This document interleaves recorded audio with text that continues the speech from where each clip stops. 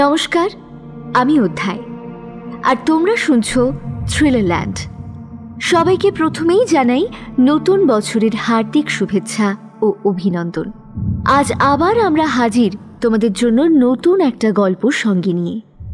আজ তোমাদেরকে আমরা শোনাচ্ছি তোমাদের সবার প্রিয় লেখক শ্রী অভিক সরকারের কলমে একটা অলৌকিক কাহিনী, ভূত আর সাধু বাবা।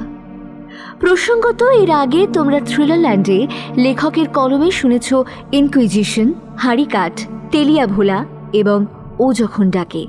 তোমাদের ভালোবাসা ও ক্রমাগত আবদারের জোয়ারে ভেসে থ্রিলারল্যান্ডে ফের ফিরছে অভিক সরকারের গল্প। তবে যারা যারা আমাদের চ্যানেল এখনও সাবস্ক্রাইব না করে গল্প শুনছো বা প্রথমবার এসেছো গল্প শুনতে, প্লিজ চ্যানেলটা সাবস্ক্রাইব করে দিও এবং বেল আইকন অন করে দিও সমস্ত গল্পের আপডেটস পেতে। তাহলে আর দেরি না করে শুরু করা যাক আজকের গল্প, অভিক সরকারের কলমে ভূত আর সাধু বাবা।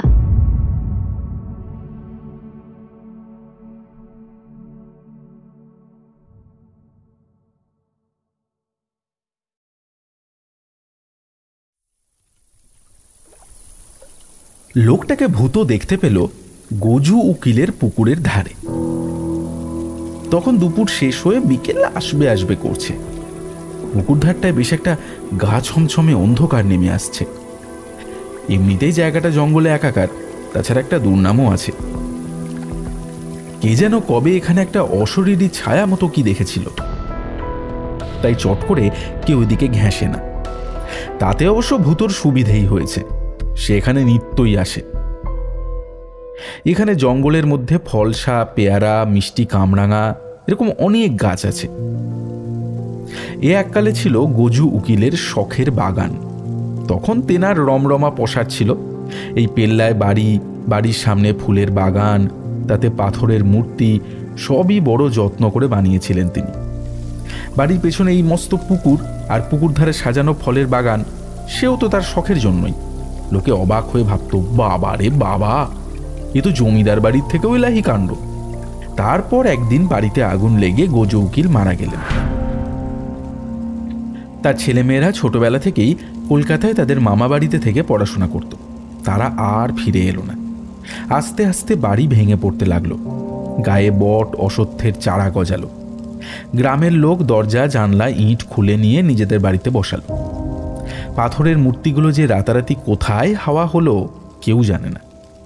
আর সংস্কারের অভাবে আস্তে আস্তে এই পুকুর মরে গেল, বাগান জঙ্গল হয়ে গেল। তারপর একদিন লোকের আশাও বন্ধ হয়ে গেল।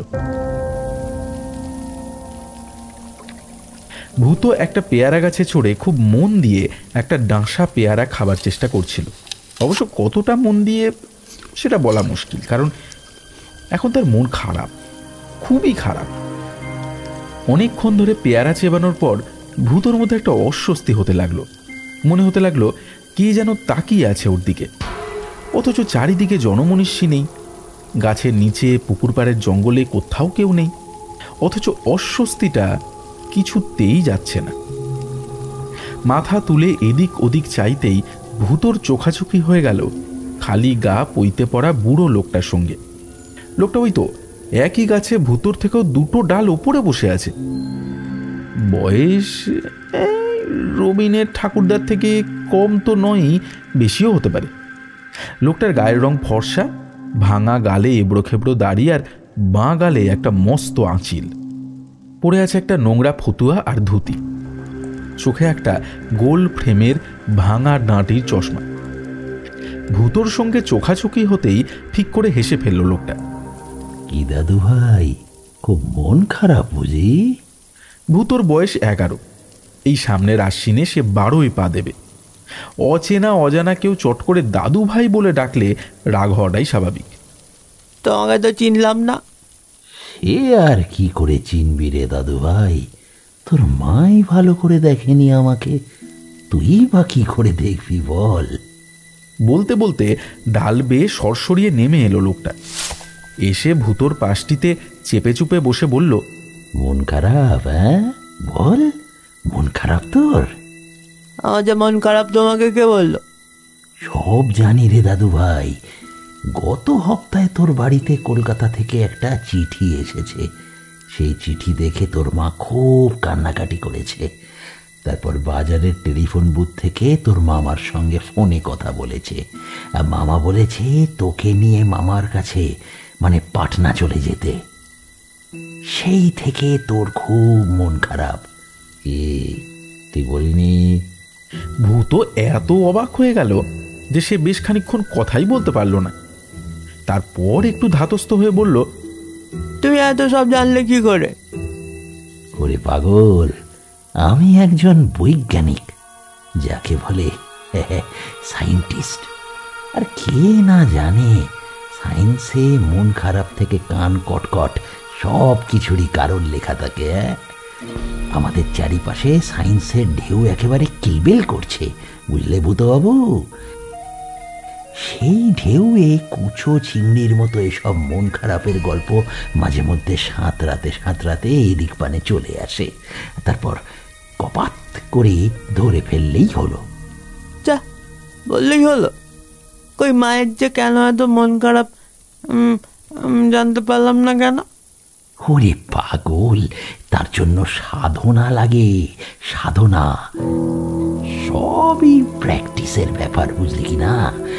তবে চিন্তা নেই, আমি একবার যখন এসে গেছি সব শিখিয়ে পড়িয়ে দিয়ে যাব। মা বলেছে পরের হপ্তাতেই পাটনা চলে যাবে। তাহলে আমার কি হবে? এত ঘুড়ি, লাটাই, লাট্টু, মার্বেল গুলি, রং পেন্সিল, এগুলো কি হবে? শুধু কি তাই?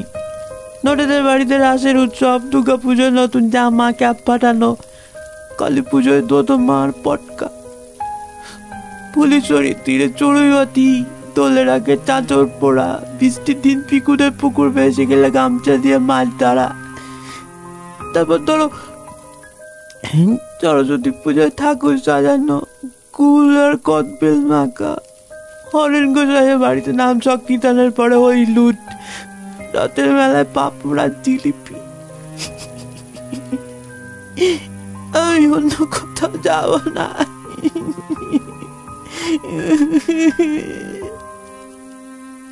আহা, কাঁদিস না খোকা, কাঁদলে মাথা ব্যথা করবে যে। তাছাড়া হতেও তো পারে পাটনা তোর ভালো লেগে গেল। সকালবেলা লিট্টি চোখা খাবি, টিফিনে ছাতু মুড়ি, আর রাতে রুটি আর বেগুনের ভর্তা। তারপর ছট পুজোয় নতুন জামা পাবি, আনন্দ করে ঠেকুয়া খাবি, পানকে বলবি পানোয়া, সাপকে বলবি সাপোয়া। ভালো হবে না? না না না, আমি কিছুতেই যাব না, কিছুতেই যাব না। কিছুই করার নেই রে ভাই, শাস্ত্রে লিখেছে কপালের নাম গোপাল। হ্যাঁ, কই মাঝে গোপাল ঠাকুরের রোজ পুজো করে, এখন গোপাল ঠাকুর তো আমাদের জন্য কিছু করছে না। খুব করে ডাকলে বোধহয় একটা উপায় হতে পারলেও পারে বলে শুনেছি। এক কাজ করতো খোকা, তুইও মন দিয়ে গোপাল ঠাকুরকে ডেকে দেখ দেখি একবার, দেখি ঠাকুর তোর কথা শোনে কি না। ভূত জঙ্গল থেকে বেরিয়ে যেতে যেতে একবার পেছন ফিরে তাকালো। বুড়োটাকে আর দেখতে পেল না। হরেন সামন্ত একেবারে তুড়িলাফ দিয়ে পড়ল, বটে আমার বাবার দোয়া জমি ছাড়বে না মানে? আলবাত ছাড়বে। রসো রসো রসো, খেলাটা দেখাচ্ছি একবার। নবীন, সবাইকে চিঠি পাঠিয়েছিলে? নবীন নামের ছোকরা একপাশে জড়সড় হয়ে দাঁড়িয়েছিল। সে কাঁপা কাঁপা গলায় বলল, হ্যাঁ স্যার, সবাইকে উচ্ছেদের চিঠি পাঠানো হয়েছে, মানে সব মিলিয়ে 11 জন। আর তারা উত্তর দিয়েছে? আগে 9 জন দিয়েছে, 2 জন দেয়নি। যারা দিয়েছে তারা কি বলছে? বলছে এতদিন তারা ওই জমিতে ঘর বাড়ি বানিয়ে থেকেছে, এখন উচ্ছেদ করলে বউ বাচ্চা নিয়ে তারা যাবে কোথায়? এত সাহস! আমাকে চ্যালেঞ্জ? হ্যাঁ, গজু উকিলের ছেলে হরেন সামন্তকে চ্যালেঞ্জ? দেখে নেবো, সবকটাকে দেখে নেবো, কোমরে দড়ি বেঁধে আদালতে টেনে আনবো। তারপর অন্তত 10টি বছর যদি ঘাড়ি না টানিয়েছি। হরেন সামন্তর চারপাশে তার অনুচরবর্গ ভারী অনুতপ্ত চোখ মুখ করে দাঁড়িয়ে আছে। তারা জানে মালিকের এই চেঁচামেচি আরও বেশ কিছুক্ষণ চলবে। তারপর একসময় তিনি ঝিমিয়ে পড়ে হ্যাঁ হ্যাঁ করে হাঁপাবেন। এখনও তাই হলো। হরেন সামন্ত তার 110 কেজি ওজন নিয়ে সোফায় ধপাস করে বসে হাঁপাতে লাগলেন। কাজের লোক বিশু এক গ্লাস জল নিয়ে দৌড়ে এলো। হরেন সামন্ত এক নিঃশ্বাসে জলটা খেয়ে নিয়ে বললেন, আর বাকি দুজন কি বলল নবীন? কিছু বলেনি, মানে উত্তর দেয়নি এখনো। দেয়নি না দিতে চায়নি? ফের মাথায় রক্ত ছড়ে গেল হরেন সামন্তর। নবীন ঘাড় চুলকাতে লাগলো। তারা দিতে চেয়েছে না চায়নি এসব সেই বা কি করে জানবে? তবে এখন হরেন সামন্তকে এইসব কূটাভাসের যথার্থ বোঝাতে যাওয়ার পাগলা ষাঁড়ের সামনে লাল ফেস্টুন নাড়ানো একই ব্যাপার। চেয়ারের হাতলে দমাস করে একটা ঘুষি মারলেন হরেন সামন্ত। ওদের সাহস কি করে হয় জবাব না দেওয়ার? হাউ ডেয়ার দে! নবীন, নাম বলো, এখনই এখনই এখনই নাম বলো ওদের। একজনের নাম তারকেশ্বর দস্তিদার, আর একজন হলেন জীবেশ চক্রবর্তী। এর মধ্যে তারকেশ্বর দস্তিদার মারা গেছেন, তিন কুলে কেউ নেই। আর জীবেশ বাবুকে বোধহয় আপনি চেনেন। ওই ছোটবেলায় যখন গ্রামের বাড়িতে যেতেন তার সঙ্গে খেলাধুলাও করেছেন। তিনি আপনার বাবা মানে স্বর্গীয় গজেন সামন্তর অত্যন্ত স্নেহভাজন ছিলেন। জীবেশবাবু মারা গেছেন কয়েক বছর আগে। আমি যতদূর জানি আপনার বাবা জীবেশবাবুকে জমিটা এক প্রকার প্রায় দান করেই যান আর কি। হ্যাঁ, দান করে যান বললেই হলো? হ্যাঁ, দান করে গেলে তার কাগজপত্র কোথায় কোথায় কোথায়? আগে কাগজপত্র বোধহয় কিছু নেই। গায়ের দিকে অনেক সময় মুখের কথাতেই জমির মালিকানার হাত বদল হতো, এক্ষেত্রেও তাই। তাছাড়া জমিটা একদম গ্রামের বাইরে, এক টেরে। জীবেশবাবুর অবস্থা তো ভালো ছিল না। ওই এক টুকরো জমির ওপর কোনো রকমে একটা একতলা বাড়ি খাড়া করে গিয়েছিলেন। ইটের ওপর পলেস্তারা অবধি দিতে পারেননি। ওই বাড়িতে জীবেশবাবুর স্ত্রী হরসুন্দরী দেবী আর তার একমাত্র ছেলে থাকে। আপনি তাড়িয়ে দিলে মা মেয়ের আর কোথাও যাওয়ার নেই। তো আমি কি করব? ছাদে উঠে ধেই ধেই করে নাচবো? নবীন ফের মাথা চুলকাতে লাগলো। হরেন সামন্ত ছাদে উঠে ধেই ধেই করে নাচতেই পারেন, প্রায়ই নাচেন, কিন্তু এখন তাতে সাই দিতে গেলে ধুমধুমার কাণ্ড বেঁধে যাবে। তাই সে চুপ করে দাঁড়িয়ে রইল। হরেন সামন্ত আরও কিছু বলতে যাচ্ছিলেন, কিন্তু তার আগেই বাড়ির সর্বক্ষণের কাজের লোক ঘন্টুরাম এসে খবর দিল, বাবা মশাই, বাইরে এক সাধু বাবা এসেছেন, আপনার সঙ্গে দেখা করতে চাইছেন। নবীন মাথা নেড়ে বলল, না বৌদি, মনে হচ্ছে আর নিস্তার নেই। কর্তামশাই একেবারে উঠে পড়ে লেগেছেন। কি হবে কিছু বোঝা যাচ্ছে না। হরসুন্দরী জীর্ণ শাড়ির ছেঁড়া আঁচলটা গায়ে জড়িয়ে চিন্তিত সুরে বললেন, তাহলে আমাদের কি হবে ঠাকুরপো? বুঝতে পারছি না বৌদি। হরেন সামন্ত এমনিতে লোক ভালো, কিন্তু বুনো শুয়োরের মতো গুঁ। একবার যদি মাথায় কিছু ঢোকে তো রক্ষা নেই। কিন্তু উনি হঠাৎ এরকম খেপে উঠলেন কেন? শুনেছি উনি নাকি কলকাতার বাইরে একটা রিসর্ট খুলতে চাইছেন, কিন্তু কথা হচ্ছে তার জন্য ওর কাছে যথেষ্ট টাকা নেই। তাই চাইছেন গ্রামের এইসব জমি জমা বিক্রি করে সেই টাকা তুলতে। তবে নাও হতে পারে। খেয়ালি লোক কখন কি মাথায় চাপে বলা মুশকিল। হরসুন্দরী একটু উঠে গেলেন। একটা হাতল ভাঙা চায়ের কাপে চা আর দুটো বাতাসা এনে বললেন, ভারী চিন্তায় পড়লাম ঠাকুরপো।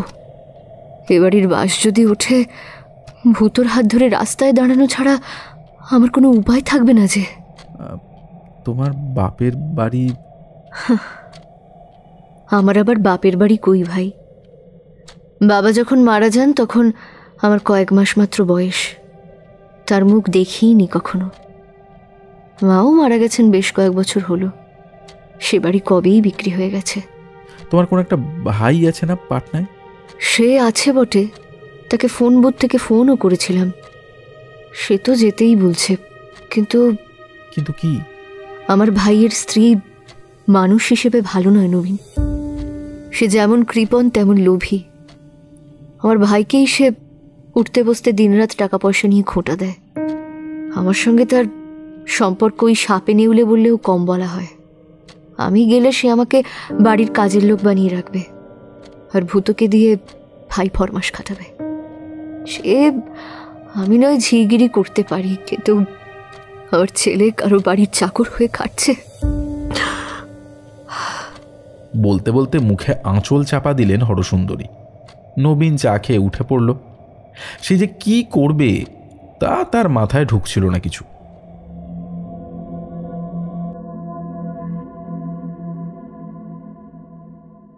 সাধু বাবা হুঙ্কার দিয়ে বললেন, ওরে মায়াবদ্ধ জীব, এখনো বলছি সময় আছে, শুধরে যা, নইলে স্পষ্ট দেখতে পাচ্ছি সামনে ঘোর সংকট ঘনিয়ে উঠতে চলেছে তোর। একটু আগেই সাধু বাবা এক ধামা হিঙের কচুরি আর দুটো বড় জামবাটি আলুর তরকারি দিয়ে সন্ধ্যের টিফিন সেরেছেন। রান্নাঘরে বিশু আর খেন্তির মা আবার ময়দা মাখতে বসেছে। সাধু বাবার সামনে এখনো ডজন খানেক জিলিপি, আধহাঁড়ি রসগোল্লা আর গোটা আষ্টেক সিঙ্গারা। হরেন সামন্তর স্ত্রী গিরিবালা সাধু বাবাকে একখানা হাত পাখা দিয়ে হাওয়া করছিলেন।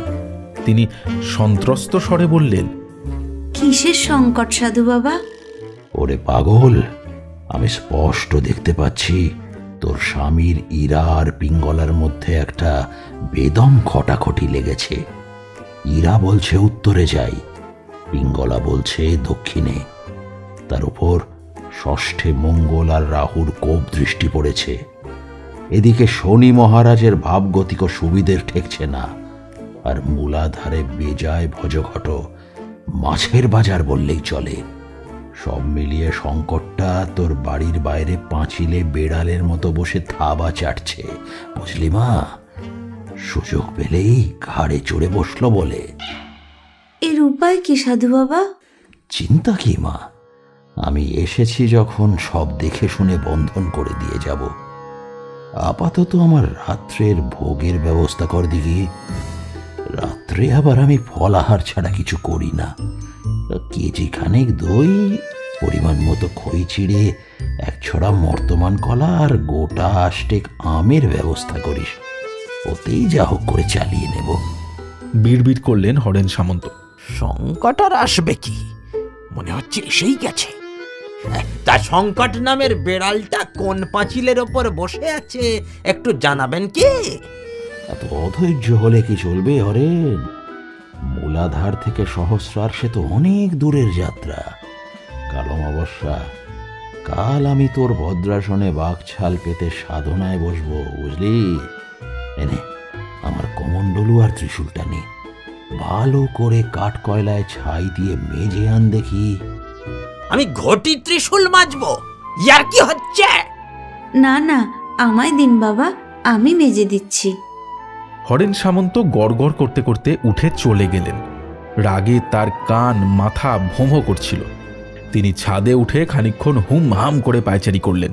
একটা উড়ন্ত কাককে চোখ কটমট করে ভয় দেখাবার চেষ্টা করলেন। তারপর একটা গুলতি নিয়ে পাশের বাড়ির বাগানের আম গাছটায় টিপ করতে লাগলেন। এই করতে করতে একটা ঢিল পাশের বাড়ির চালে গিয়ে পড়ল। কে যেন খুনখুনে গলায় চেঁচিয়ে উঠল,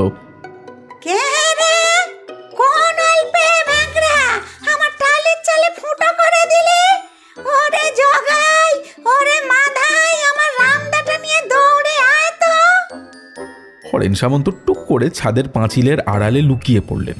তারপর চার হাত পায়ে হ্যাঁচর প্যাঁচর করতে করতে সিঁড়িতে এসে হ্যাঁ করে হাঁপাতে লাগলেন। একটু পর খানিক মাথা ঠান্ডা হলে হরেন সামন্ত বুঝলেন যে তার মনের মধ্যে একটা অস্বস্তি কাজ করছে। এই যে ঢিলটা ছুঁড়ে বাড়ির চাল ফুটো করে দিলেন, এটা করেই কি যেন একটা তার পেট থেকে উঠে আস্তে আস্তে গলার কাছে এসে খচখচ করছে, কিন্তু মাথায় আসছে না। ভাবতে ভাবতে তার চোঁয়া ঢেকুর উঠতে শুরু করলো। কানের মধ্যে কটকট করতে লাগলো, মাথার চুল খাড়া হয়ে গেল। হরেন সামন্ত বুঝতে পারলেন যে অস্বস্তিটা বেলুনের মতো ফুলছে। তিনি তড়িঘড়ি নিচে নেমে এলেন। এসেই হাঁক পারলেন, নবীন! নবীন অফিস ঘরে বসে হরেন সামন্তর ব্রিফ সাজিয়ে রাখছিল। কালকে স্যারের মামলা আছে হাইকোর্টে। সে এসে দাঁড়িয়ে বলল, বলুন স্যার। কাল তো গ্রামে গেছিলে, তা কি কথা হলো সবার সঙ্গে? আগে সবাই একটু সময় চাইছে, ওরা বলছে একবার আপনার সঙ্গে দেখা করতে চায়। বটে, বলে দাও ওসব দেখা টাকা হবে না। Haren Samanta is a very hard nut to crack. আর ওই জীবেশ চক্রবর্তী স্ত্রীর সঙ্গে, হ্যাঁ, ওর সঙ্গে কথা বলেছিলে? হ্যাঁ স্যার, খুব হতদরিদ্র অবস্থা ওদের। আপনি তাড়িয়ে দিলে আত্মহত্যা করা ছাড়া ওদের আর কোনো পথ থাকবে না। তাতে আমার কি? আমার বাপের জমি আমি উদ্ধার করেই ছাড়বো, তাতে যা হয় হবে। কানের কাছে কে যেন বলে উঠল, কাউকে আত্মহত্যায় প্ররোচনা দেওয়া যে মহাপাপ হরেন। হরেন সামন্ত মো করে লাট্টুর মতো ঘুরে গেলেন। দেখলেন পেছনেই সাধু বাবা দাঁড়িয়ে। হরেন সামন্ত ভুরু কুঁচকে জিজ্ঞেস করলেন, আপনি এখানে কি করছেন? ভূত বন্ধন করছি হরেন। কি বন্ধন? আমার গোটা 6 পোষা ভূত আছে। 2 তিব্বতী, একটা পাঞ্জাবি, একটা জাপানি আর 2 বাঙালি। বাঙালি দুটোর নাম হচ্ছে চোলাই আর পচাই। তিব্বতী, পাঞ্জাবি আর জাপানিগুলো আপাতত অন্য ডিউটিতে ব্যস্ত আছে, তাই চোলাই আর পচাইকে দিয়েই তোর বাড়ির চারপাশে একটা বন্ধন মতো করে দিলাম, বুঝলি কি না? তাতে কি হবে? তাতে হবে এই যে সংকটটা তোর বাড়ির বাইরে পাঁচিলে বসে থাকবে বটে, ম্যাও ম্যাও করে বিভিন্ন সাপমুন্নি করে ঘুরেও বেড়াতে পারে, কিন্তু কিছুতেই ভিতরে ঢুকতে পারবে না। কথাটা শুনেই হরেন সামন্ত ভারী আনমনা হয়ে গেলেন। ম্যাও ম্যাও করা বিড়াল ছানার কথাটা শুনেই তার অস্বস্তিটা দ্বিগুণ চৌগুণ হয়ে পেটের ভেতর বিভিন্ন আনাচে কানাচে ঘাই মেরে ঘুরে বেড়াতে লাগলো, কিন্তু কিছুতেই তার কারণ বের করতে পারলেন না। সাধু বাবা ঘুরে দাঁড়িয়ে অন্দরমহলের দিকে একটা মিষ্টি হাঁক ছাড়লেন। মা গিরিবালা, আজ তো আবার অমাবস্যা, রাতের দিকে একটু মাটন সহ বাসন্তী পোলাও করিস তো মা। দেখিস মাটনে আবার পেঁয়াজ রসুন দিস না, আর সঙ্গে যেন ওই মাছের চপটা থাকে, আর কাতলা মাছের মুড়ো দিয়ে মুড়ি ঘন্ট আছে তো। গিরিবালা দেবী খাওয়াতে ভারী ভালোবাসেন, তার উপর সাধু সন্ত হলে তো কথাই নেই। অন্দরমহল থেকে তার তৃপ্ত এবং হৃষ্ট স্বর ভেসে এলো, হ্যাঁ বাবা, তার সঙ্গে খাসির তেলের বড়াও হয়েছে। কখন ভোগ লাগাবো একটু বলে দিলেই হবে। রাতের বেলা ঘুমাতে এসে গিরিবালা দেবী স্বামীকে বললেন, কটা টাকার জন্য অসহায় বিধবাকে উচ্ছেদ না করলেই নয়। সাধু বাবা বলছিলেন ও নাকি ভারী অলক্ষণে কাজ। না না, স্বামী সন্তান নিয়ে ঘরতলায় বাস করি, অমন কাজ মোটেও করতে যেও না। হরেন সামন্ত স্ত্রীকে এক দাবড়ানি দিয়ে থামিয়ে দিলেন, কিন্তু কথাটা তার মনে কাঁটার মতো বিঁধে রইল।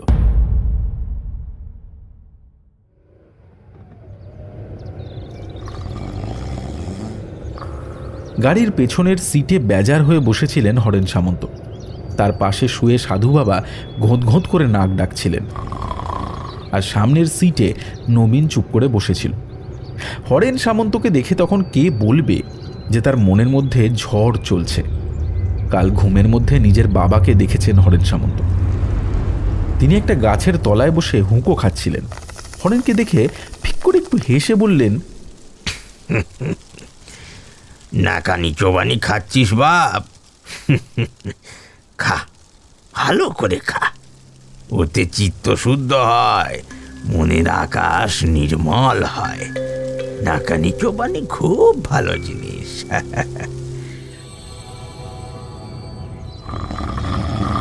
সেই থেকে ঘুম ভাঙা স্তক ভারী আনমনা হয়ে আছেন হরেন সামন্ত। নাকানি চোবানি শব্দটা শুনে মনে হচ্ছে কি যেন একটা স্মৃতি বেশ ঠেলে ঠুলে উঠতে চাইছে, কিন্তু কিসের স্মৃতি, কবেকার স্মৃতি, সেটাই তার মনে আসছিল না। আর মনে আসছে না বলেই মনের অস্বস্তিটা প্রায় 5 নম্বর ফুটবলের সাইজের হব হব করছে। গাড়ি হাফ রাস্তা আসতেই সাধু বাবা চোখ খুলে ভারী আয়েসি স্বরে বললেন, আমরা কি শ্রীপতিপুর এসে গেছি নবীন? না বাবা, এই তো নবাবগঞ্জের বাজারে ঢুকবো করছি। গাড়ি থামাবো? থামাবে মানে আলবাত থামাবে। আমার খিদে পেয়েছে বলিনি না? তা খেলেন বটে সাধু বাবা। একেবারে রেড়ে করে নেমে পড়লেন মাঠে। প্রথমে দিস্তে চারে কচুরি দিয়ে 60 টাকার ঘুগনি খেলেন, তারপর এক ধামা মুড়ি দিয়ে 8টা আলুর চপ, এরপর 500 পেটাই পরোটার সঙ্গে একটা বড় জামবাটি আলুর দম খাবার সময় দেখা গেল সাধু বাবার চারদিকে ভিড় জমে গেছে। থেকে থেকেই ক্যাবাত ক্যাবাত রসিক লোক মাইরি আরে মুরারে, এই তো চাই, এইসব ধ্বনি ভেসে আসছে। এর পরেও যখন সাধু বাবা আরো গোটা আষ্টেক ল্যাংচার অর্ডার দিলেন, তখন হরেন সামন্ত আর থাকতে পারলেন না। খপাত করে সাধু বাবার হাতটা চেপে ধরে করুণ স্বরে বললেন, একদিনে এতটা খাওয়া কি ঠিক হচ্ছে বাবা? বলি, সাধন ভজন ইড়া পিঙ্গলা সহস্রার মূলাধার এদের কথাও তো ভাবতে হবে নাকি? আলুর দমের শেষ আলুটা ধীরে সুস্থে চিবাতে চিবাতে নিমিলিত নয়নে সাধু বাবা বললেন, তাও তো আমার নশ্বর শরীরের লীলাটা দেখোনি হরেন, দেখলে তোমার পিলে চমকে যেত। না না না না না না, এই অবিনশ্বর শরীরেই যে খেল দেখাচ্ছেন প্রভু, তাতেই আমার হার্ট ফেল করা ছাড়া আর কোনো উপায় থাকবে বলে মনে হচ্ছে না। আজ গাত্রোত্থান করুন, ফিরে এলে না হয় বাকিটা দেখছি। সাধু বাবা গাড়িতে উঠে ফের ঘুমিয়ে পড়লেন।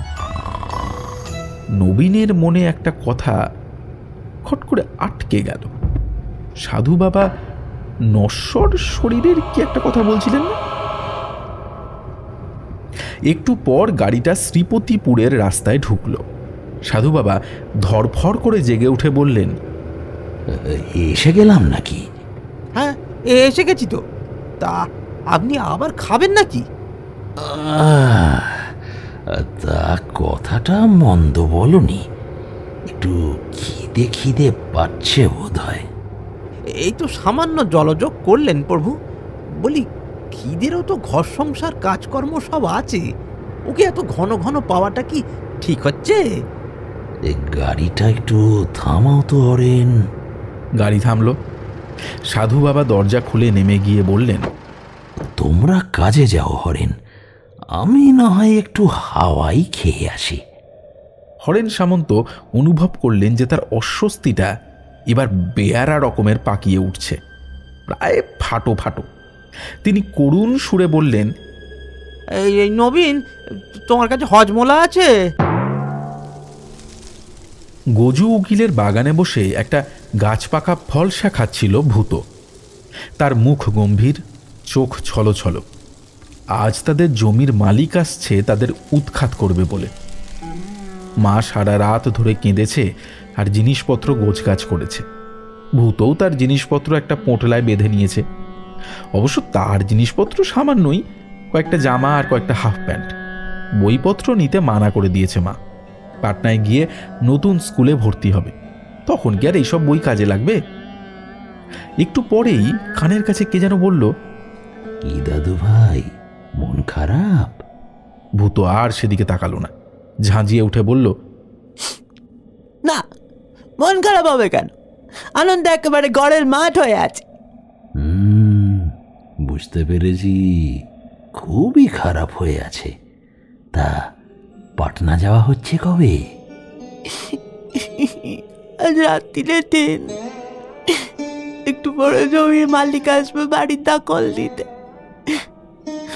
তারপর ট্রেন ধরে হাওড়া, সেখান থেকে রাতের ট্রেনে পাটনা। বাবা, সব গুছিয়ে টুচিয়ে নিয়েছিস তো? হ্যাঁ। গোপাল ঠাকুর তাহলে আর তোর কথা শুনলেন না? আর কখনো গোপাল ঠাকুরকে ডাকবো না। পাতি ঠাকুর, দুষ্টু ঠাকুর, অ্যাংলা ঠাকুর শুধু বাতাসে খায় আর বসে বসে চিপোয়, কারোর জন্য কিচ্ছুটি করে না, কিচ্ছু না। বেশ বেশ বেশ, এবার বাড়ি যা দেখি। ওরা বোধ হয় এসে গেছেন, তোর মা তোকে খুঁজছে বলে খবর পেলাম।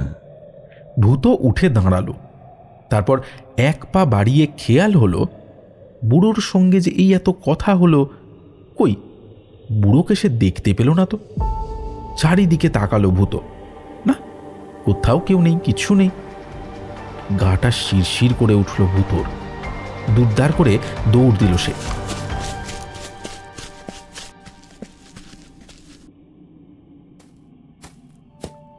নিজেদের ভাঙা বাড়ির দিকে হাঁ করে চেয়ে রইলেন হরেন সামন্ত। খুব ছোটবেলায় গরমের ছুটিতে এখানে আসতেন বটে, তারপর হঠাৎ করেই এই গ্রামে আসা বন্ধ হয়ে যায় তার। কিন্তু কেন সেটা আর তার কিছুতেই মনে পড়ছে না। তারপর পড়াশোনার চাপে আর এদিকে আসা হয়নি। স্কুল কলেজের পাঠ চুকলে তো ব্যারিস্টারি পড়তে বিদেশ চলে গেলেন। ওখান থেকে শুনেছিলেন যে এই বাড়িতে আগুন লেগে বাবা মারা গেছেন। শ্রাদ্ধ শান্তি তার বড় দাদা করেন, তার আর শ্রীপতিপুর আসা হয়নি। বাড়িটা দেখে একটু আনমনা হয়ে গেলেন হরেন সামন্ত। যেন কোন সে ভুলে যাওয়া ছোটবেলা ভুস করে মনের পুকুরে ভেসে উঠতে চাইল, কিন্তু ঠিক ভেসে উঠতে পারল না, বুড়বুড়ি কেটেই মিলিয়ে গেল। আস্তে আস্তে বাড়ির চৌহদ্দি বেড় দিয়ে পেছন দিকে যেতে লাগলেন হরেন সামন্ত, সঙ্গে সঙ্গে নবীনও। বাড়ির পিছন দিকে একটা পুকুর ছিল না নবীন? হ্যাঁ আছে বই কি, তবে এখন একেবারে হেজে মজে গেছে, আর তার চারিদিকে যা বাগান ছিল সে এখন জঙ্গল হয়ে আছে। চলো তো নবীন, পুকুরটা একবার দেখে আসি। নবীন ইতস্তত করল। এখন শীতকাল, সাপখোপের ভয় নেই, কিন্তু জায়গাটা জঙ্গল, লতা পাতায় একেবারে ভূত হয়ে আছে।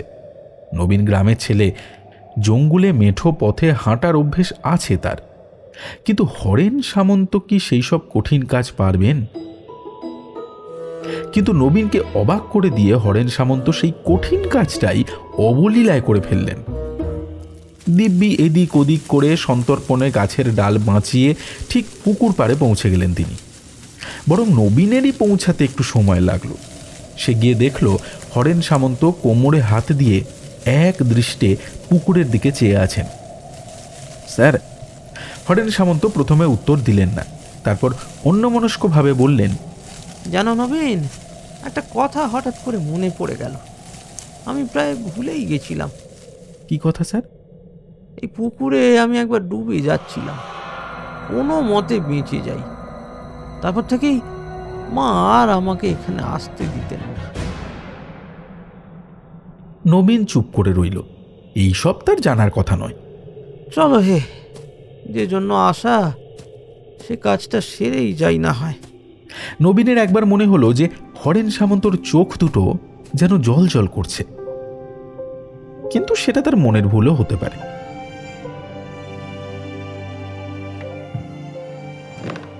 হরেন সামন্ত নড়বড়ে চেয়ারে বসে বললেন, মিসেস চক্রবর্তী, আমরা কেন এসেছি জানেন তো? হরসুন্দরী ম্লান মুখে বললেন, হ্যাঁ জানি, সব গোছগাছ করেই রেখেছি। বেশ বেশ বেশ, আপনি এই আইনি ব্যাপারগুলো সব বোঝেন নিশ্চয়ই। বুঝলে কি আর এই অবস্থা হয়? না না না, বোঝা উচিত, বোঝা উচিত। আইন কানুনের ব্যাপার সবারই বুঝে রাখা ভালো। আপনার স্বামী বুঝলে আজ আপনাদের এই অবস্থা হতো না। সে যাই হোক, আপনাদের ট্রেন কটায়? রাতের দিকে ট্রেন। আপনাকে বাড়ির চাবি দিয়ে এখান থেকে লোকাল ধরে হাওড়া যাব। বেশ বেশ বেশ। তারপর শুনলাম নাকি পাটনা যাবেন। পাটনা এমনিতে ভালো জায়গা, খাবার দাবারও সস্তা, আর হাওয়াও তেমন মানে বেশ বলবর্ধক আর কি। সে যাই হোক, নবীন, কাগজপত্রগুলো সব বার করো তো, এদের সব দেখিয়ে দিই। ও আর দেখে কি করব? আমার স্বামীও বুঝতেন না, আমিও বুঝি না। দেখি কোথায় কি সই করতে হবে বলুন, সই করে দিচ্ছি। দেখেছ নবীন, কেমন সজ্জন ব্যক্তি, আর তুমি শুধুই ভয় খাচ্ছিলে। নবীন ম্লান মুখে এক কোণে দাঁড়িয়েছিল। ছোটবেলায় এই বাড়িতে বৌদির কাছে পড়তে আসত সে। বৌদিও তাকে বড় দিদির মতোই স্নেহ করে এসেছেন।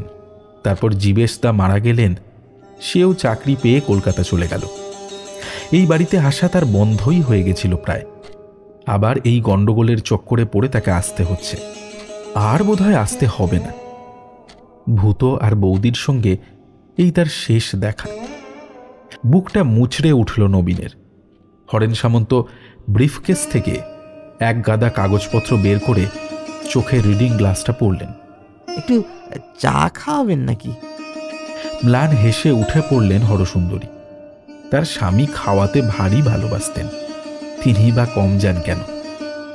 এই বাড়ির শেষ অতিথি সেবাটা না হয় করেই নিলেন তিনি। হরসুন্দরী চা বানাতে বানাতে বুঝলেন যে ছেলে পেছনে এসে দাঁড়িয়েছে। তিনি মা হাতে চোখের জল মুছে ঘাড় না ঘুরিয়ে বললেন, কিছু বলবি বাবা? মা, সেই বুড়োটা এসেছে গো। আবার কে এলো? বুড়োটাকে আমি গজু উকিলের বাড়ির পেছনে দেখেছিলাম গো মা। খুব ভালো গাছ পাইতে পারে, আর মাঝে মাঝে বুড়োটাকে দেখা যায় না, শুধু শোনা যায়। আজ আবার দেখছি গেরুয়া পরে এসেছে। হরসুন্দরী দেবীর ঠোঁটের কোণে একটা তিক্ত হাসি খেলে গেল। আজই এত অতিথিকে আসতে হয় এমন করে, সব ছেড়ে যাওয়ার দিনে। একটু পর একটা কলাইয়ের থালায় 3টে কানা ভাঙা কাপ নিয়ে হরসুন্দরী যখন ফিরে এলেন, তখন দেখলেন হরেন সামন্তর পাশে এক সাধু বাবা বসে আছে। হরসুন্দরী থালাটা নামিয়ে রাখতেই সাধু বাবা একটা কাপ তুলে নিয়ে চুমুক দিলেন। আহা, সন্তানের মুখে মা যা তুলে দেন তাই অমৃত। আবার চোখ জলে ভরে এলো হরসুন্দরীর। শুনেছেন তার বাবাও নাকি ভারী মাতৃভক্ত ছিলেন। তিনি বেঁচে থাকলে কি আর হরসুন্দরীকে এই দুরবস্থার মধ্যে পড়তে হয়? চাটা বেশ তৃপ্তি করে খেলেন হরেন সামন্ত।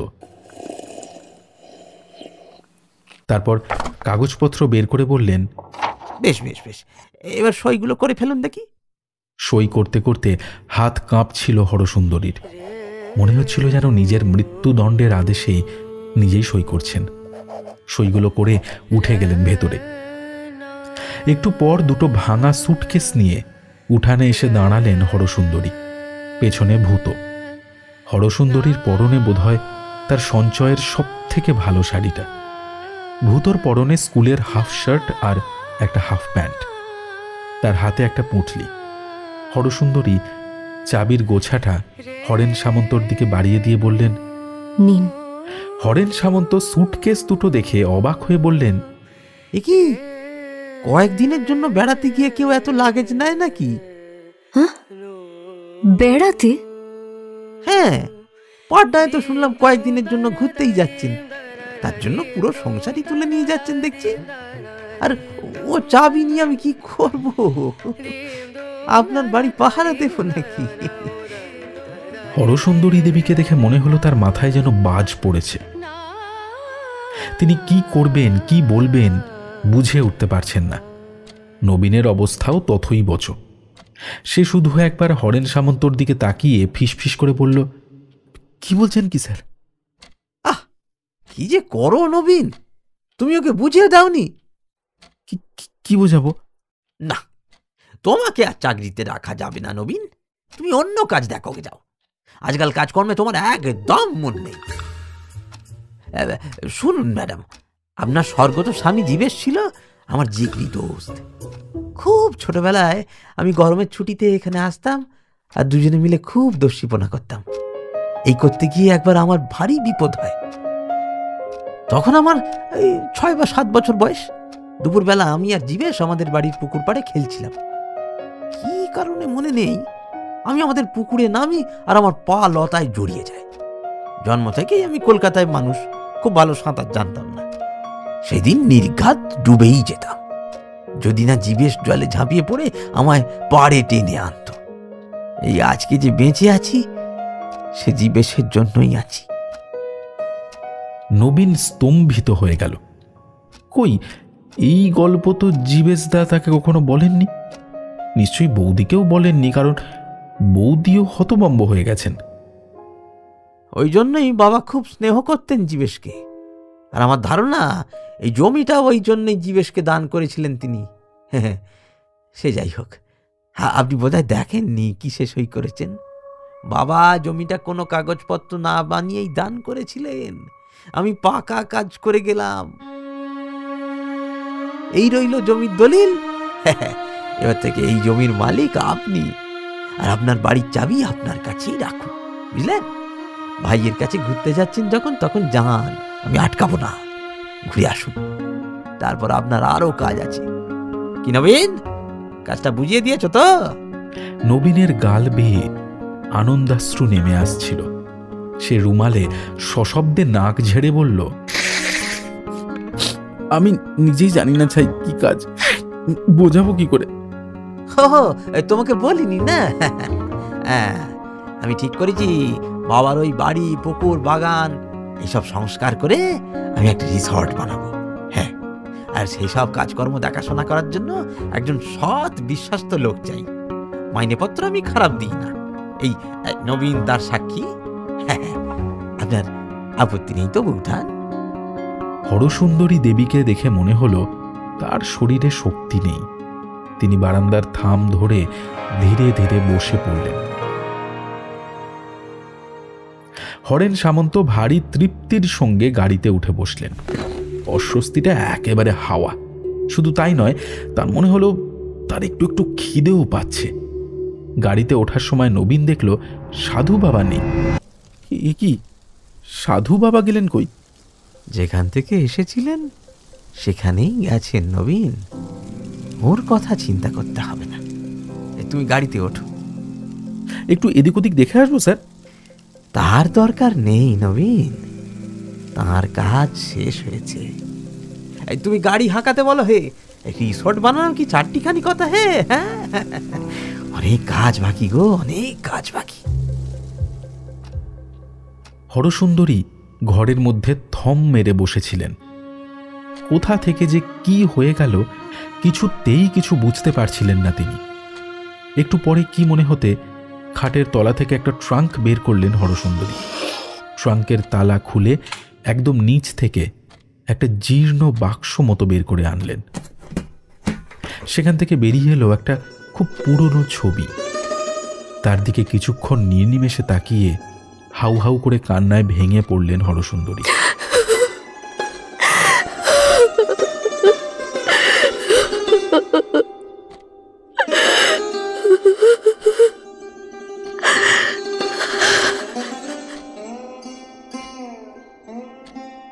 ভূত ভারী আনন্দের সঙ্গে তার লাট্টু, ঘুড়ি, লাটাই এসব গুছিয়ে রাখছিল। কান্নার শব্দ শুনে পা টিপে টিপে উঁকি মেরে দেখল মা একটা ছবির দিকে তাকিয়ে চোখের জল ফেলছে। সে দৌড়ে গিয়ে মায়ের গলা জড়িয়ে একটা হামি খেতে যাবে, এমন সময় ছবিটার দিকে নজর গেল তার। ছবিটা থেকে তার দিকে তাকিয়েছিল একজন হাসি মুখের মানুষ। ফর্সা গায়ের রং, ভাঙা গাল, বাঁ গালে একটা মস্ত আঁচিল, আর চোখে একটা গোল গোল ফ্রেমের চশমা। ছবিটার নিচে আঁকা বাঁকা অক্ষরে লেখা বাবা।